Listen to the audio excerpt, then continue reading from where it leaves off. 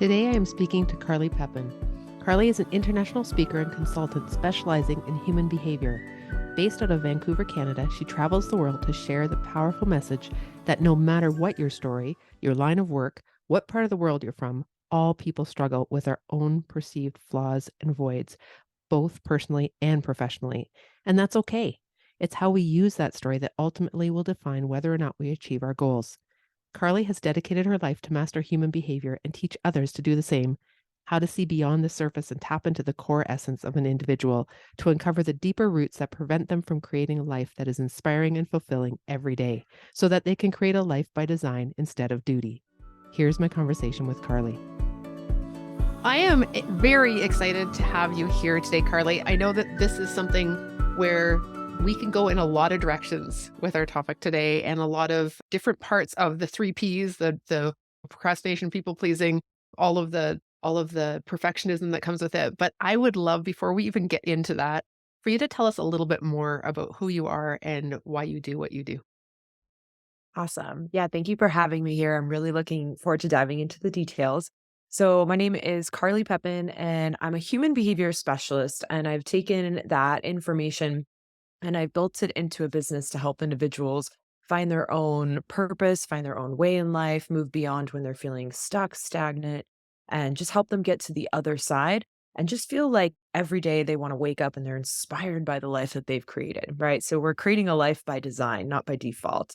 So when it comes to why I do this, same thing I think with every coach or consultant is I got stuck in the same exact thing. And I was just really stuck having such a hard time and I was really lost in my own life. And I kept blaming all these outside circumstances, but when it really came to it, I had the discovery that it was all inside of me. And the beautiful thing about this is, yes, that does seem challenging, but it also means that you also have it inside to you to get to the other side. And so once I stopped blaming outside circumstances and learned about all these different components, I really learned how to empower myself to move forward and live a life that I love, which is what I really just wish for everyone on the planet to have, no matter what that looks like for you. Yeah. Right. Right. This is beautiful. I think this is something where I can tell you personally, as I've been working through with different women, developing summits for women, developing this podcast for women, probably the number one thing that I hear is that I feel stuck. I feel stuck. And so when you say that word, helping women get unstuck, I'm like, oh man, this is so, so needed. Why are we all so stuck?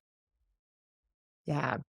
And there's different reasons why we are stuck, but it actually, the core of it is that we feel really stuck. Our reality is you actually can't escape your life purpose. It's impossible to escape it. So every day you're living what you want to do the most. You want to do these things. You're trying to live it. You're trying to experience it.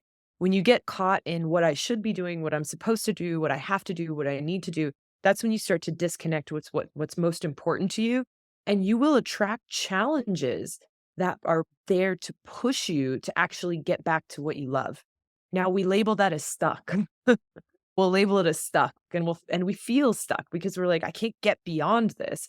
But if you just ask those questions to be able to understand why you're there, what the situation, the challenge is actually showing you, and get back on track, you'll realize that you've been on path the whole time. You just got into a little bit of a stagnancy component. You're not actually as stuck as you think you are. And then as soon as you reconnect with who you are and see how purposeful what you're going through is, all of a sudden you light up again and you could still be in the same situation and not feel stuck anymore. It's really quite amazing.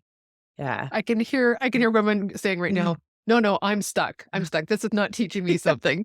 This is not teaching me something. So tell us, like, what are some of the questions we could be asking Mhm. ourselves when we're in that situation? Yeah, and so when we think about getting in that situation, the biggest thing I love to help people to recognize is the language that you're using.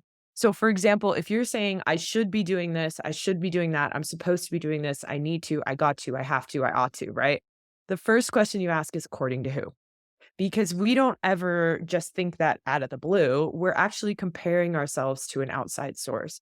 So people talk about imposter syndrome, and imposter syndrome is simply the comparison of someone else to you and your life. And every time you compare, you all of a sudden you put them on a pedestal, and you're in essence saying that what they do and what they've created is better than your own unique form. And then all of a sudden you say, well, I should do it that way because they're better. Right. So the first question that I love to have people ask is according to who, because that starts to give you insights on who you're actually comparing yourself to. Because if you're out there and you're looking at someone and maybe they have created a phenomenal business, right? And you're like, "Oh, I haven't done that. Like, I should be making a business. I should be an entrepreneur." But where have you created something big and grand in your own life that inspires people? And maybe it's your community connection, maybe it's your family, and you're discounting what's actually purposeful to you and inspiring to you. And if you go out and try to build a business, you're going to fail because what's most inspiring to you is not that. And that's why we ask the shoulds and who are you comparing yourself to? Yeah, according to who? That's a great question. I love it. Yeah. It brings in the idea both of people pleasing and of perfectionism too, right? Yes. Because people pleasers are always checking what are others thinking? What are they doing? How do I measure up? And then the perfectionism and like, I have to do it 100%. I have to be doing all of it now. It's black and white. So do you see that as well when you're looking at these? Yeah, absolutely. As I was starting to talk about it, I thought to myself, man, as soon as we get into her 3 things, I'm like, we're gonna get into the details of this. So, even when we think about people pleasing as well, people pleasing still comes through when there's a comparison. And remember too, like, if you wanna make someone happy, we're not trying to make them happy just because there's something wrong with us, like, there's not the truth. You're trying to make them happy because there's a fear of losing something that they give you. Right? You'll people please in a job, which by the way, people pleasing, as we talk about this, sometimes it serves you.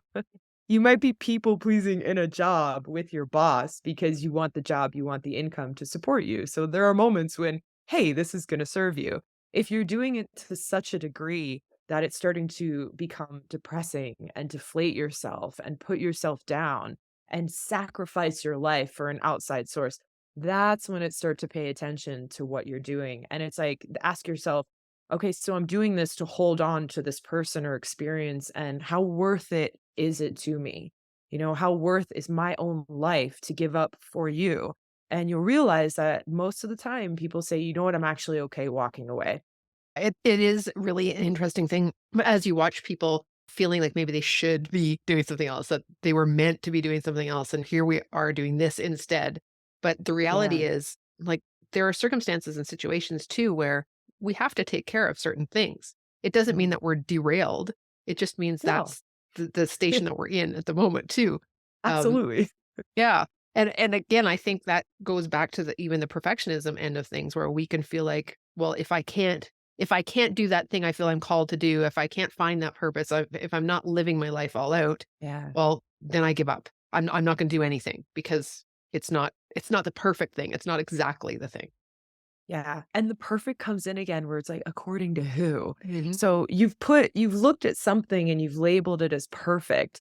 And the funny thing is that if you actually give yourself permission to get to that perfect, you get there and be like, oh, now I label that as perfect. Now that next thing is perfect. And all of a sudden, eventually you realize it's just this entire journey where nothing's really perfect. Like there's no striving for perfection and nothing will ever be perfect. That it's just this evolutionary path that you're on, and you get to experience all these little bits and pieces along the way. And we hear it so many times that it's about the journey. It absolutely is about the journey. And on the way to getting to that stage of perfection of whatever goal that may be for you, you're going to experience a part of yourself that by the time you get there, you're going to be like, this isn't even important to me, but now I want to try that next thing. Right, Yeah, because I right. liked what I got on the way. That's right. When you hear perfectionistic tendencies, what do you see there? Like, what can we do to back off of that? Like you said, Yeah. like there is no perfect, so there's always Yeah. going to be another level. But what can we do to even just help ourselves not go Mhm. to that extreme? Yeah, there's a big thing to remember there is remembering that when you have that level of like, this has to be this way, it has to be this way, that's an unrealistic expectation on a person, on life, on yourself, right? The reality is someone may be looking and listening to us talking and being like, "Oh, I have to be that perfect. I have to get there. I can't do a podcast. I can't be on one or host one until I get to that point," right? The truth is you haven't asked us what our background looks like. You haven't asked me how many years I've been speaking. You haven't asked you how many years you've been speaking. What have we been doing to practice on the back end? And if you look, I like to keep my old videos because I want people to see like the journey. So if you go back like way in my history, you'll be like, oh yeah, she had some trouble back then. She's been trying for a long time. I really want people to see that. So it's that unrealistic expectation on yourself, basically to not be a learner, not be growing, evolving, and just to have it all and know it all right now. And the crazy thing is as soon as you learn something and you understand it, you're learning and you're like, I could do a little bit better here. I could learn a little bit more. The more we know, the more we realize we don't know. So part of that perfectionism is just tapping into what unrealistic expectation am I having on myself right now to be this specific way? And what's the reality of how we actually are in these moments? Your first podcast, your first time speaking, you're going to be a little shaky. That's the reality. And how does that serve people? I love to ask that question is like, how does it serve people and how does it serve me to be that way? And what I really want to show up as is not someone who has it all together and I come out of the blue and I just have it all together. Like, I want people to see the journey. I want them to know what it took to get to this place and in 10 years, what it takes to get to that place and that place. So they get to have an experience of it and have a realistic expectation on their life. Yeah. That's exactly the perspective I take as well. I remember it's the very first podcast episode that I had to put up. I was panicking because I wanted also a YouTube channel with the video up. And I was having issues with it and this thing wouldn't work. And I was trying to do this thing. And it's nice because I have a girlfriend who we always like mastermind together and we check in with each other throughout the week. And she said to me, will this really matter a year from now? Right? Will this really matter in a year from now? And I said, no. And that's why I'm not going to be perfectionistic about it. If it gets up, if it gets up, if it doesn't, it doesn't. And she goes, exactly. So sometimes you just need somebody else too, right? To step in and say, like, Yeah. do you see what you're setting yourself up for? Yeah. Right. That's beautiful. And I think that's a beautiful like addition to not just asking yourself questions and having that self reflection. Who's your team? Like, who's the team around you? Like, you're talking about the team and you have your friend. I call my friends my mastermind group. They are. We may not be an official mastermind group, but they're my mastermind groups. And then I have my coaches and individuals I work with. And even clients. Clients are quite inspiring. And even they give me the opportunity and that reflection and that component. So it's not just expecting yourself to do it all on your own. It's having those individuals around you that are gonna challenge you and support you to such a degree that you do get to see both sides. Like, you do get to see what's really going on and let go of some of these little habits that we have. Yeah, exactly. And I think community is super important wherever we are in our lives. I mean, we are meant to be in community, but often we do have those blind spots. And so it's hard to see if we're trying to grow. Sometimes areas where we could fast forward if we just had somebody else step in there and say, have you tried this or have you thought of this or have Yeah, you looked at it this way? Right. yeah. I have some, like and this is why I love my coaches. I love them so much, and I will oh my gosh, I love them. I've even recently, just in one of my own consultations for myself, I'm just sitting there and I'm talking about something, and multiple times she interrupted me and said, "Are you hearing what you're saying? Stop. Are you hearing what you're saying? Stop." And it took me about 5 times to say it out loud, and she goes, "Can you hear that this is the challenge that you're having? Like, this is the misperception." Like, 5 times I had to say it, and then I actually felt like my brain rewired where I was like, "Wow, I did not notice that." It's like you literally had to sit there multiple times, push me really hard just to see beyond my own story. And that's how connected we get to our own stories, because we forget that we've been friends with them for not a year, but sometimes decades. We've been friends with these stories and we cannot see beyond them. So having that outside reflection, whether it be from coaches, mentors, again, your friends, your family members, whoever gives you that is such a valuable tool because we can really get stuck in it and just can't even see it. It's amazing. You're just blind. Yeah, it's incredible. And I mean, we talk here a lot about the fact that you have to recognize the voice that's going on. You have to recognize the thought. You have to recognize the belief before you can do anything about it. So it's true. Sometimes you just need someone to be like, do you recognize it? Because I'm seeing it all over the place. Yeah. Right. Yeah, it's really quite amazing. Oh, I love that. Let's talk a little bit about procrastination as well when it comes to this. Where do we tend to get that from? Why do we put things off? What is it that holds us back? Yeah, so procrastination is really actually it's quite inspiring when you do the research on why you're actually procrastinating. Because if you look at your life, every day you wake up and you're doing very specific things on a daily basis. And then we'll sit there and we'll say, well, I'm not doing this because I don't have time or this or that. You make up all these excuses, right? And we hear this even where it's like, oh, I don't have the money. But the reality is we find the time and we find the money for the things that are most important to us, that are most valuable to us. So first thing to remember for procrastination, if you're procrastinating on it, there is a high potential that it's just not important enough to you. And some people will say, but Carly, this is for my business and it's so important. But maybe your business is important, but maybe this component of your business is not important to you. Right. So then it's diving in and looking at the details like, is this important for my business to thrive? Yes. Am I going to do it? I think not. I don't want to. Okay. Can I delegate it? Can I find someone to help me? I have a client who's been procrastinating on building a podcast. And when we dove into all the details of what she didn't want to experience, it was all the back end component. And I was like, who can you find to help you with that? Lo and behold, she found a team. And what she did, she launched her podcast. She loves the speaking. She loves the teaching. She just doesn't love the tech stuff. And that was holding her back. So if you can delegate it, go ahead and delegate it, right? If you can't delegate it and you can't dump it, right? And it's really important, then it's asking questions like, how does this actually serve my purpose? And you keep asking those questions of how it actually serves your life purpose until you can see that you, even doing the tech stuff on the back end, is on the way to your life purpose. And I know sometimes it can be challenging, but write down as many reasons as possible. I tell people to write minimum 50, sometimes 100, 200 reasons about how learning how to edit a video would serve your life purpose. And if you have 200 reasons of how that would serve your life purpose, I guarantee you'll wake up every day wanting to edit your videos. You're not going to procrastinate anymore. So that's a great reflection tool on how to do it. The other thing to remember too is that you are a human being and you might have a limiting belief based on a past perception. Maybe you're having a hard time getting out there and maybe you're having a hard time speaking or teaching because you have a bad experience from your childhood. I've had people who have been made fun of when they were in college, when they got up and gave a speech, and that held them back from speaking. So sometimes there's also those limiting beliefs based on these perceived traumatic experiences from our past, and that could funnel into there as well. So those are the main things that when procrastination comes up is to check in on. Can I delegate it? Can I dump it? Am I going to learn to love it by seeing how it serves my purpose? Or do I actually have like a limiting belief because I have a perceived trauma around this?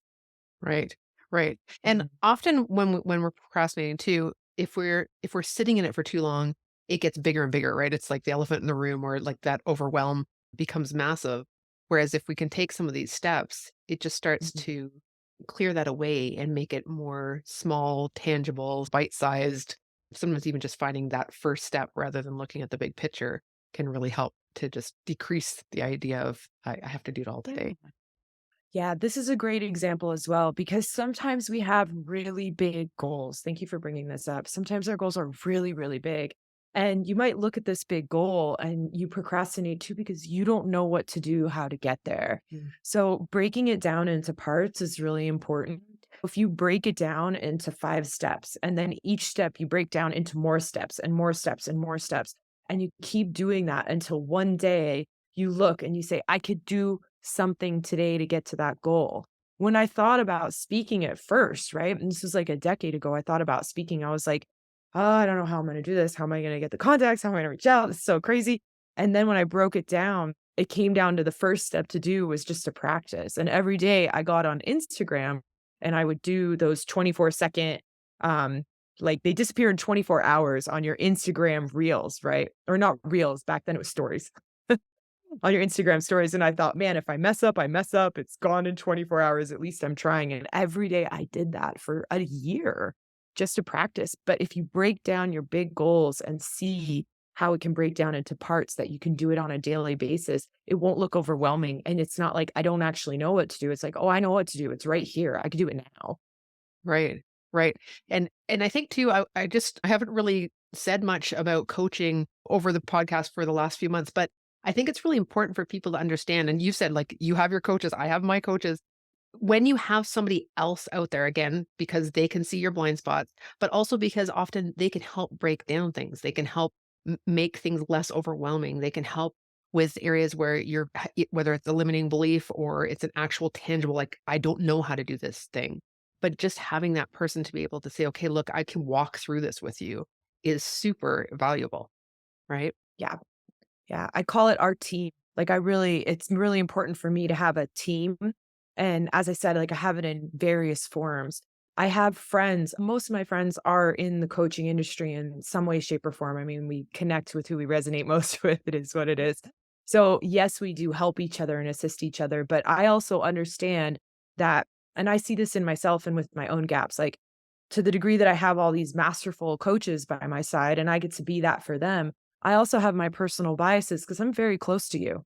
I'm very close to these people and they're very close to me. So there's benefits to that where they're catching things that maybe my paid coaches can't catch because they're like, I see you do this all the time. Right.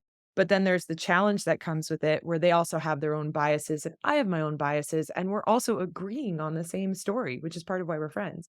And that's what I have my coaches for. I'm like, you're just disconnected enough to not agree with me. And you're connected enough to catch me on all my crap that I'm missing out on a day-to-day basis. So having that team around you, again, whatever the most inspiring form is to you. And I even have my family around as like my team and my mentors. So they're also, I'm very grateful. My parents have been entrepreneurs, so they're also mentorship for me as well and part of my team. So building that team, no one person is an island. And if you look on the back end of any successful person, there is a very large team. That's Find your right. team. Yeah, I like how it's you put huge. that. Yeah. So tell me, because I ask everybody this, but where would you say you relate the most, either now or throughout your life, when it comes to the three Ps? Are you more of a people pleaser, more of a perfectionist, or more of a procrastinator? I would say I ebb and flow in all of them. Yes, and it depends on what's going on in my life, right? So, I mean, a funny example, and I know that individuals who have recently been married will relate to this. So, I got married in May last year, and it was really funny because the people pleaser came out, right? Because all of a sudden I had all these unrealistic expectations on how to show up as a wife. And so I'm trying to like people please my husband and his family, and I'm acting different and strange. And he's like, "What's going on? Like, what are you doing?" And the reality is that's not me. He didn't marry that woman. He didn't marry the people pleaser. He actually didn't marry me to make everyone happy. He married me because of who I am, right? So that actually came forward as a result of that kind of next level in my own relationship. So that was really interesting. And procrastination sometimes comes forward for me in business. I'll say I see it a lot, like where procrastination will come forward where there's something particular in my business that I don't want to do. Right. And again, it's that next level and that next step. And I remember when I was doing a lot of procrastination on some of the back end stuff, and I actually finally gave myself permission to hire an assistant. And that was about the beginning of last year. And I was just, I mean, I'm so grateful. That was something where it's like, okay, it's time to delegate these tasks because I'm procrastinating and I'm not able to manage everything. So everything comes up for me, and I see it a lot with other people as well at the perfect time in your life. Again, we're just working to get authentic. That's it. You're working to get authentic. And that people pleasing part of me that came forward gave me permission to be authentic again in my marriage and stay true and committed to the own form of what I and my husband perceive as the most inspiring relationship, not subordinate to any outside authority of what a marriage is supposed to look like or should look like. And so I'm also very grateful when that part comes up because it's like if it doesn't come up and I don't notice it, and it's feedback, right? So if we're not noticing it, I could have just stayed the people pleaser forever and just suppressed all of who I am. But the fact that it's the frustration that comes with it and that there's a challenge that comes with being that people pleaser, that's the gift from the universe to give us the feedback like, hey, this isn't you. Let's get you back to being authentic. Like it's a feedback mechanism. So it's quite inspiring to see the ebb and flow of how it goes in life just based off what is next for you. I like the feedback mechanism. I think that's such a good way to put it. That's so good. So, can you tell us a little bit? Because I know you're giving a really great freebie to everybody that's listening, and it's called Getting Unstuck. So, can you tell us a little bit about what it is and how we can use it? Yes. So basically, I put together a questionnaire to start, and we're going to identify what level of stress you're at. And the interesting thing is that stress blocks your executive center. It blocks your forebrain. The challenges that you're going through right now, depending on how it's impacting you, will be keeping you from actually living that inspired life, doing what you want to do, and moving forward. And the first thing the questionnaire is to see what level you're at, right? Because there's all different levels. And once you identify that, I have a video that corresponds with that to give you some insights on what's actually going on personally for you based on where you're at and how to start to overcome that as well. This is a great little resource tool. I love it. Thank Mhm. you so much. Everybody knows you can find the freebies in the show notes. You can find all contact information for Carly in the show notes. But what would be the best place for them to connect with you if they want to follow along? Start on my website. So you just go to carlypepin.com. And then from there, we have newsletters. And if you want more content more often, you can find my Facebook and Instagram links on there where I post things quite frequently. Yeah. Perfect. Perfect. Thank you so much. And thank you for being a part of the podcast today, Carly. Yeah. Thank you for creating this.